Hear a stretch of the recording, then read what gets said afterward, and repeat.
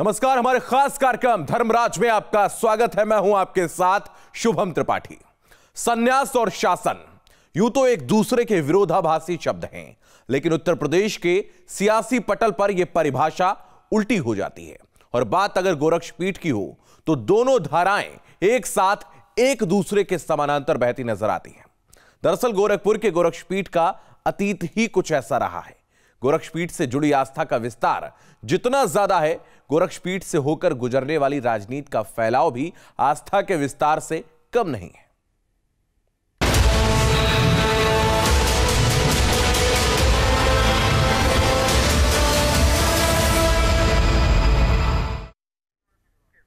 गोरक्षपीठ का राजनीति से संबंध दशकों पुराना है। लंबे वक्त से गोरक्षपीठ गोरखपुर की सियासत का केंद्र रहा है और सिर्फ गोरखपुर ही नहीं, सत्ताधारी दल बीजेपी की संगठनात्मक परिभाषा के सांचे में देखें तो गोरक्षपीठ से होकर गुजरने वाली सियासत के दायरे में पूरा पूर्वांचल आता है। और शायद यही वजह है कि अब जब चुनाव होने जा रहे हैं तो गोरक्षपीठ की भूमिका अहम हो चली है।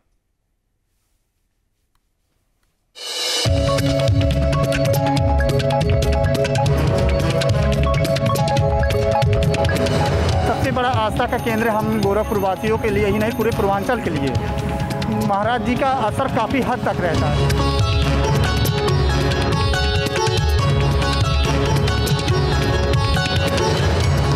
पूज्य महाराज जी का गोरखपुर की सीट से लड़ना हम सभी लोगों के लिए जो गोरखपुर वासी हैं और यहाँ से जुड़े हुए 10-20 जिलों पर जो विकास का असर है वो और तेज होगा।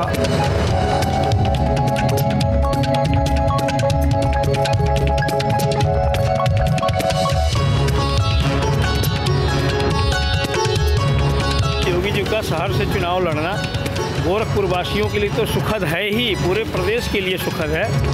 अभिनंदन है।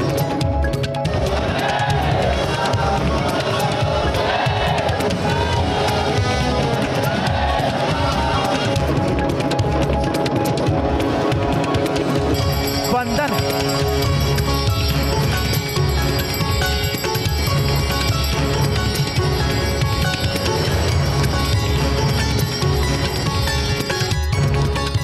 धर्म की ध्वजा के तले ये दृश्य विहंगम है। धर्म के केंद्र में घंटियों का नाद है।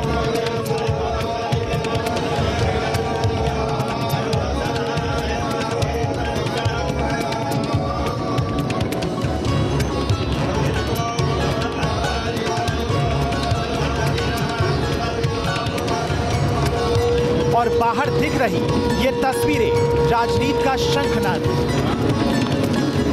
जब जनता से पूछल जाता कि अब कि नहीं वोट के देवो तो जनता का कहतिया,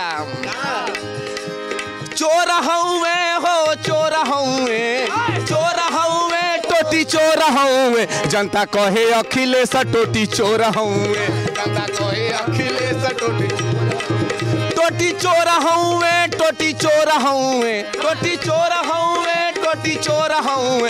जनता कहे अखिलेश टोटी चोर हऊँ, जनता कहे अखिलेश टोटी चोर हऊँ। हर नजर धर्म की ध्वजा की ओर,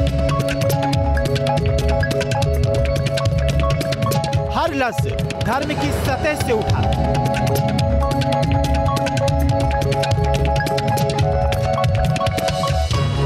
आस्था के रंग में रंगा हुआ है।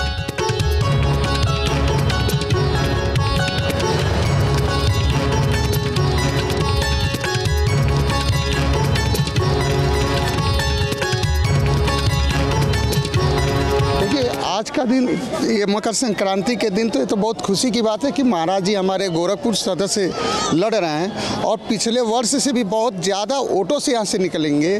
5 साल जो है मुस्लिमों के लिए काम किया, बहुत अच्छा काम किया। और सबसे बड़ी खुशी की बात ये है कि महाराज जी जो है गोरखपुर से जो है लड़ रहे हैं, ये हमारे लिए बहुत बड़ी गर्व की बात है। यूं तो ये तस्वीरें आस्था की डोर से जुड़ी है, लेकिन इस डोर का एक सिरा राजनीति से जुड़ा है। सियासत की उस धारा से जिसे धुरी बनाकर विधायी राजनीति का ताना बाना बुना जा रहा है। यूं तो मकर संक्रांति पर गोरक्षपीठ परिसर में कुछ ज्यादा ही भीड़ होती है। दूर दूर से श्रद्धालु खिचड़ी चढ़ाने गोरक्षपीठ पहुंचते हैं, लेकिन मकर संक्रांति का ये मौका गोरखपुर की जनता को उत्साहित करने वाली खबर लेकर के आया। दरअसल गोरक्षपीठ के अभिभावक से सूबे के अभिभावक तक की जिम्मेदारी संभाल रहे योगी आदित्यनाथ गोरखपुर शहर के चुनावी धरातल पर उतर रहे हैं, बीजेपी को दोबारा सत्ता तक पहुंचाने की उम्मीद के साथ। वैसे ये पहला मौका नहीं है, ना योगी आदित्यनाथ के लिए, ना गोरखपुर के लिए और ना ही गोरक्षपीठ के लिए।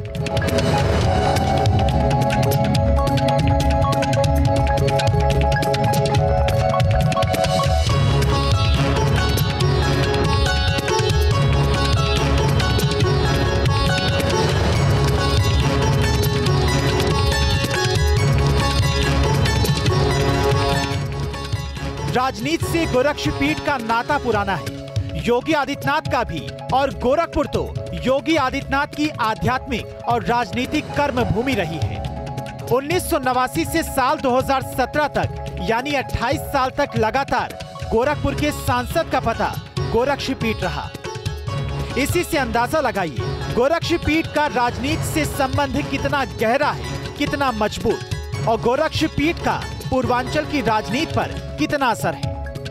गोरक्षपीठ की राजनीति में एंट्री 60 के दशक में हुई। साल 1967 में तत्कालीन महंत दिग्विजयनाथ हिंदू महासभा की टिकट पर सांसद चुने गए। ब्रह्मलीन महंत दिग्विजयनाथ के उत्तराधिकारी ब्रह्मलीन अवैधनाथ 1962, 1967, 1974 और 1977 में गोरखपुर की मानीराम विधानसभा सीट से विधायक चुने गए। 1970, 1989, 1991 और 1996 गोरखपुर लोकसभा सीट का प्रतिनिधित्व किया, जिससे ब्रह्मलीन महंत अवैधनाथ के उत्तराधिकारी योगी आदित्यनाथ ने आगे बढ़ाया। योगी आदित्यनाथ साल 1998 में पहली बार सांसद चुने गए और साल 2014 में गोरखपुर से 5वीं बार सांसद चुनकर लोकसभा पहुंचे। गोरखपुर सदर सीट पर पिछले 33 सालों से भगवा का कब्जा है। गोरक्षपीठ जिसको चाहता है वही यहां से विधायक बनता है। इन 33 सालों में 8 बार विधानसभा चुनाव हुए, जिसमें 7 बार बीजेपी और 1 बार हिंदू महासभा के प्रत्याशी यहां से चुनकर विधायक बने। माना जाता है कि साल 1998 से लेकर के और 2017 तक योगी आदित्यनाथ लगातार जो यहां से सांसद बने, उसके पीछे भी गोरक्षपीठ का ही प्रभाव है, क्योंकि लोग यहां पर एक नेता नहीं बल्कि अपने धर्मगुरु को सांसद या विधायक बनाते हैं। साल 2017 में उत्तर प्रदेश में बीजेपी की सरकार बनी और योगी आदित्यनाथ मुख्यमंत्री बने, तो 1989 के बाद से ऐसा पहली बार हुआ जब गोरक्षपीठ का गोरखपुर की सियासत से सीधा संबंध खत्म हो गया। लेकिन इसका यह मतलब नहीं है कि गोरक्षपीठ के राजनीतिक रसूख पर कोई असर पड़ा है। राजनीति से गोरक्षपीठ का जुड़ाव इतना गहरा है और इतना विस्तृत कि गोरक्षपीठ से निकलने वाली बयार चुनावी धारा को मोड़ सकती है। गोरक्षपीठ का धार्मिक महत्व बड़ा है और राजनीतिक अहमियत भी। गोरक्षपीठ और मुख्यमंत्री योगी आदित्यनाथ का चेहरा गोरखपुर के लिए जितना जरूरी है, उतना ही पूर्वांचल के लिए भी। माना तो यूं जाता है कि अगर सत्ताधारी बीजेपी को धर्म और जातियों में बटे पूर्वांचल के लोगों को साधना है, तो उसका रास्ता गोरक्षपीठ से होकर गुजरता है, क्योंकि एक आस्था ही है जो जातियों में बटे वोट बैंक को एक सूत्र में पिरोती है।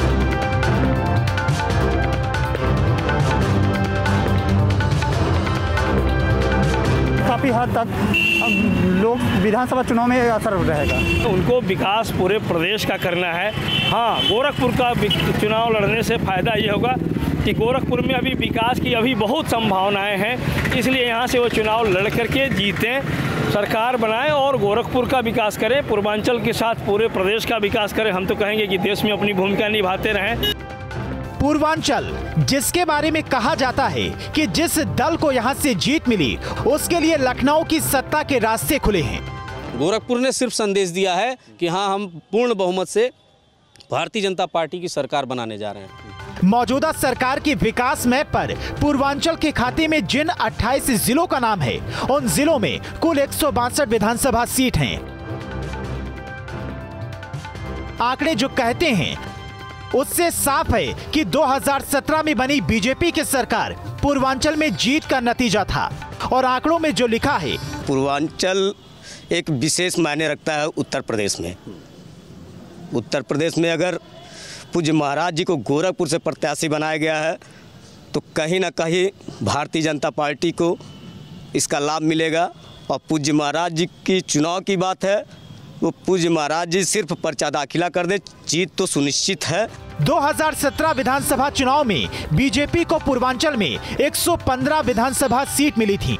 पहले से ही योगी आदित्यनाथ का प्रभाव पूर्वी क्षेत्र में रहा है। गोरखपुर ही नहीं, आसपास के जो ज़िले हैं वहाँ पे भी मुख्यमंत्री योगी आदित्यनाथ जब सांसद थे तभी से उनका प्रभाव रहा। तो इनके यहाँ से चुनाव लड़ने से इधर की जो पूरब की जो सीटें हैं वो पूरी तरीके से भाजपा के झोली में जाएगी। पूर्वांचल ने सिर्फ बीजेपी के लिए लखनऊ की सत्ता का रास्ता नहीं खोला है, बल्कि दूसरे दलों की जब भी सरकार बनी पूर्वांचल की भूमिका अहम रही। बात समाजवादी पार्टी की हो या फिर बहुजन समाज पार्टी की, सत्ता का रास्ता पूर्वांचल से होकर ही जाता है। पूर्वांचल इसलिए भी महत्वपूर्ण है। गोरखपुर सदर सीट से योगी आदित्यनाथ के चुनाव लड़ने के पीछे भी यही बताया जा रहा है कि गोरखपुर से योगी आदित्यनाथ पूरे पूर्वांचल को एक साथ साधेंगे और 150 से अधिक सीटों पर बीजेपी का जो समीकरण है वो योगी आदित्यनाथ के गोरखपुर सदर सीट से चुनाव लड़ने से काफ़ी हद तक सेट हो जाएगा। पिछले 3 चुनाव के आंकड़ों पर नजर डालें तो ये तस्वीर बिल्कुल साफ हो जाती है। 2017 में बीजेपी को 115 सीट मिली, 2012 में 17 और 2007 में 13 सीट मिली, जबकि 2017 में समाजवादी पार्टी को 17, 2012 में 102, 2007 में 41 सीट मिली। बीएसपी को 2017 में 14 सीट, 2012 में 22 और 2007 में 85 सीट मिली। गौरतलब है कि 2017 में बीजेपी, 2012 में समाजवादी पार्टी और बीएसपी ने 2007 में सरकार बनाई थी। है ना दिलचस्प? परम पूज्य योगी आदित्यनाथ जी पूर्वांचल के मुख्य गोरखपुर, जो हृदय स्थली है पूर्वांचल की, उस गोरखपुर से इनको भाजपा ने प्रत्याशी बनाया। और प्रत्याशी बनाने के बाद सिर्फ गोरखपुर ही नहीं, गोरखपुर के सटे कम से कम 5-7 जिलों में व्यक्तिगत प्रभाव, चूँकि महाराज जी का अपना कार्यशैली है। आप 2017 से लोग, पूरे देश के लोगों ने देखा है, लेकिन हम लोग तो 1998 से देख रहे हैं। देखिए, पूरे उत्तर प्रदेश का राजनीति का केंद्र हो चुका है इस समय गोरखपुर, और सबकी निगाहें गोरखपुर की सीट से लेकर के पूर्वांचल की सीटों पर हैं।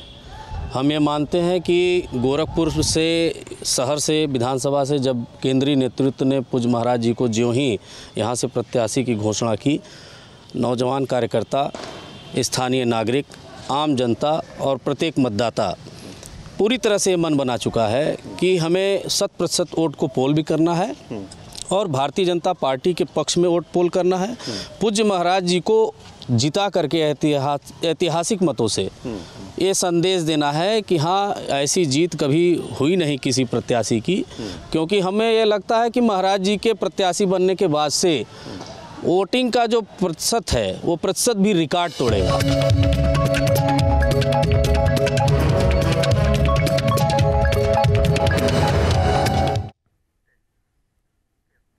गोरक्षपीठ की धार्मिक महत्ता एक बड़े जन समूह को एक सूत्र में पिरोती है, तो योगी आदित्यनाथ की हिंदुत्ववादी छवि और विकासवादी मॉडल उसी जन समूह को सत्ताधारी दल बीजेपी के साथ लाता है। मतलब पूर्वांचल में गोरक्षपीठ प्लस योगी बीजेपी के लिए बहुत उपयोगी है।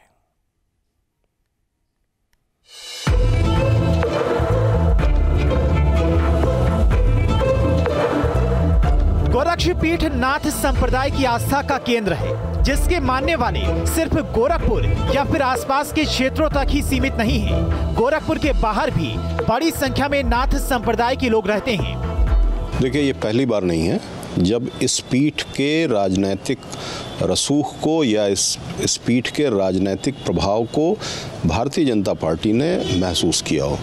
इससे पहले भी जब महंत अवैधनाथ जी थे, उनको भी सांसद या विधायक के तौर पर जब भी टिकट मिले तो उसके पीछे इसी प्रभाव को अपने पक्ष में करने की कोशिश थी। आप जानते हैं कि जो नाथ संप्रदाय के सबसे बड़े अधिष्ठान के तौर पर इसका प्रभाव केवल इस इलाके तक सीमित नहीं है, ये देश के विभिन्न हिस्सों में, और बीते दिनों में भारतीय जनता पार्टी ने इसको बार बार साबित भी किया है जब उसने सुदूर असम या पश्चिम बंगाल में भी ऐसी सीटों पर योगी के दौरे करवाए जहां पर बड़े पैमाने पर नाथ संप्रदाय के अनुयायियों के होने की संभावना बताई जाती है या वो हैं। अधिकांश लोग नाथ पंथ को केवल गोरखपुर स्थित गोरक्षपीठ तक ही सीमित मानते हैं, मगर नाथ योगियों के मठ पूरी दुनिया में हैं।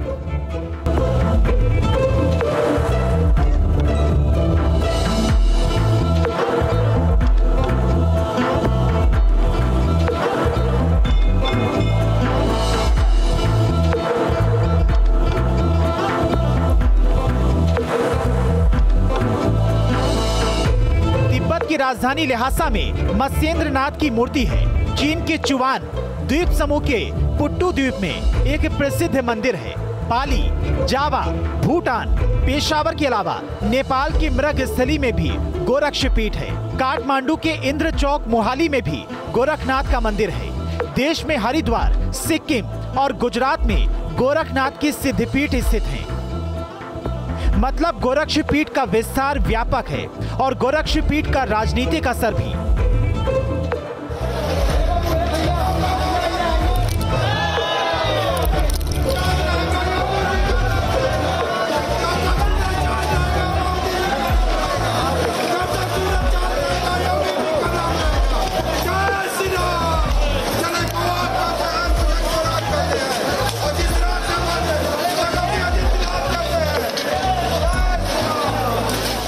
इसका इम्पैक्ट जिस तरह से वो जैसे भी इन सारी 41 सीटों को ख़ास तौर पर वो जैसे प्रभावित करते थे वो अभी भी उसी तरह से प्रभावित करेंगे, क्योंकि ये सोचा समझा और जाना हुआ इलाका है उनके लिए। राजनीति के पंडितों के मुताबिक पूर्वांचल के 7 जिलों में गोरक्षपीठ का सीधा असर पड़ता है। ये सभी जिले गोरखपुर और बस्ती मंडल में आते हैं। गोरखपुर, कुशीनगर, देवरिया, महाराजगंज, बस्ती, संत कबीर नगर, सिद्धार्थनगर। कहा जाता है कि इन जिलों की सभी सीटों पर गोरक्षपीठ का सीधा प्रभाव पड़ता है। योगी आदित्यनाथ का चेहरा अहम फैक्टर है और 2017 विधानसभा चुनाव के आंकड़े इस बात की गवाही देते हैं। गोरखपुर बस्ती मंडल में 41 विधानसभा सीट हैं। 2017 में 41 में से 35 पर बीजेपी ने जीत दर्ज की थी। 2 सीटों पर बीजेपी के सहयोगियों को जीत मिली थी। शुरू से हम यह देखते आए हैं कि व्यापारी समाज, वैश्य समाज, पिछड़ा वर्ग का वोट, अनुसूचित का वोट ज़्यादा से ज़्यादा भारतीय जनता पार्टी के पक्ष में ही आया है और हम यह जानते हैं कि इस बार भी पार्टी की नीतियां काम आएंगी और कहीं न कहीं यह हम लोगों को ऐतिहासिक जीत दिलाने में कामयाब होगी। पूर्वांचल में निषाद वोट बैंक बड़ा फैक्टर है और इस चुनाव में निषाद समाज की रहनुमाई का दावा करने वाली निषाद पार्टी बीजेपी के साथ है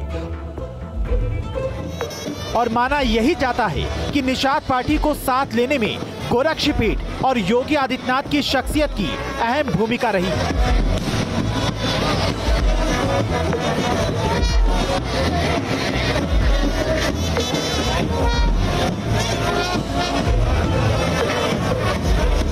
टीम न्यूज स्टेट।